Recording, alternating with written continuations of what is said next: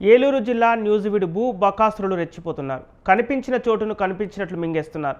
తాజాగా తరాల నాటి పేదల చెరువును సైతం అన్యాయంగా ఆక్రమించేశారని గ్రామస్తులు ఆవేదన వ్యక్తం చేస్తున్నారు. ముసునూరు మండలంలోని చింతలపల్లిలో గ్రామానికి చెందిన దాత నాగల్ల రామయ్య 200 ఏళ్ల క్రితం ఈ చెరువును గానం చేసినట్లు గ్రామస్తులు చెబుతున్నారు. ఇక అప్పట్లో మొత్తం గ్రామానికి ఈ చెరువే మంచినీటి సరఫరా చేసిందంటున్నారు. ప్రస్తుతం ప్రతి ఇంటికి కులాలు రావడంతో క్రమేపీ ఇది పశువుల చెరువుగా మారిపోయిందని ఆవేదన వ్యక్తం చేశారు. కాగా ఏడాదిన్నర క్రితం నుంచి దాతకు ఏమాత్రం సంబంధం లేదని అధికార పార్టీకి చెందిన కొందరు పనిగట్టుకొని చెరువును ఆక్రమించేశారని కలెక్టర్కు, సబ్ కలెక్టర్కు, తహసీల్దార్కు ఫిర్యాదు చేశారు. కూర్చోబెట్టారు. ఇదిగో ఈ చెరువుకు మీరు వెళ్ళొద్దు, వాళ్ళు వెళ్ళొద్దు, ఇది ఎంఆర్ఓ గారు చూస్తారని చెప్పారు. సరే మేము దాన్ని బేస్ చేసుకుని వచ్చేసాం.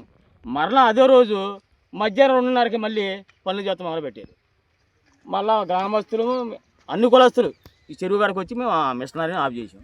దీనికి ఎంఆర్ఓ గారిని సంప్రదిస్తే రకరకాల కారణాలు చెప్తూ నిమ్మగా నేనైతే కూర్చుంటూ అసలు పొజిషన్ లేకుండా పాస్బుక్లు ఆన్లైన్ చేసేసి వీళ్ళకి అక్కడ కులాలకు ఇచ్చేస్తున్నారు.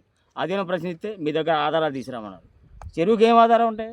200 సంవత్సరాలు చెరువుగా ఉంది. ఇది మంచినీళ్ళు దగ్గర ఇది ఒకప్పుడు ఈ చెరువులో నీళ్లు చింతవల్లి పంచాయతీ గ్రామస్తులు మొత్తం అందరూ నీళ్లు తాగారు. చిలకిందని ఒకటి ఉంటుంది, దాని మీద రుద్దుకుంటే ఆ నీళ్ళు ఫిల్టర్ అయిన తర్వాత వారం తాగారు.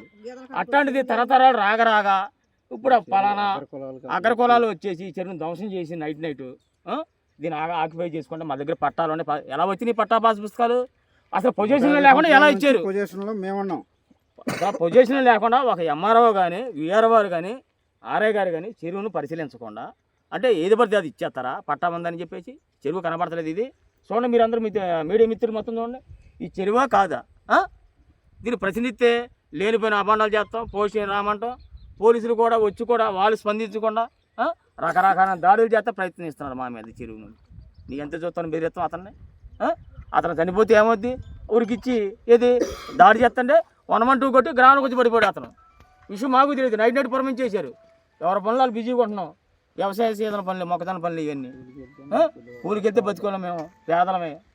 అక్కడ కొల్ల మా మీద దాడి చేస్తామేంటి? ఈ చెరువు ధ్వంసం చేస్తామేంటి? అసలు రెవెన్యూ వ్యవస్థలో ఎన్ని లోపాలు ఉన్నాయి? డబ్బు ఉన్న వాళ్ళకి కొమ్ముకు వస్తారా అధికారులు? డబ్బు ఉన్న వాళ్ళకి పక్కనే ఉంటారా అధికారులు? ఎంఆర్ గారు చూశారు, ఈ చెరువులు సందర్శించారు ఎప్పుడైనా? చూశారు? అసలు సీట్లో కూర్చొని అంటే ఫైల్ ఎత్తగా చేసేస్తారా? మరి ఏం తీసుకొని చేస్తున్నారో మాకు అర్థం అవుతుంది. ఈ చెరువు క్లియర్ కట్టి కనపడుతుంది. ఇది 200 సంవత్సరం బట్టి ఉంది. ఇంత దారుణం నాకు తెలిసి ఎక్కడా చూడలేం మేము. ఇన్ని సంవత్సరం బట్టి అడగండి మీరు. అన్ని కులస్తులు వచ్చారు దరిదాపుగా. జీవాలకి, గేదెలకి, పశువులు, పక్షులకి అన్నిటి కలిపి. ఒకప్పుడు ఈ చెరువుని గ్రామం మొత్తం తాగింది. పంచాయతీ మొత్తం, చింతలపల్లి పంచాయతీ మొత్తం.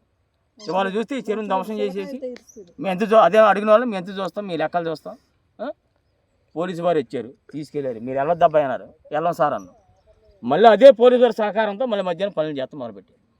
ఎక్కడ ఉందండి న్యాయం? ఎక్కడ?